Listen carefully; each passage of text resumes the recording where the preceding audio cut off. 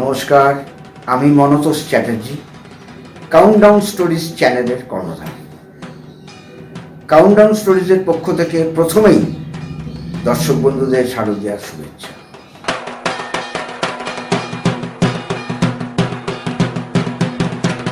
বাংলা তথা বহির্বিশ্বের বাংলাভাষীদের জন্যে নানান স্বাদের গল্পের সম্ভার নিয়ে উপস্থিত থাকছে কাউন্টডাউন স্টোরিজ।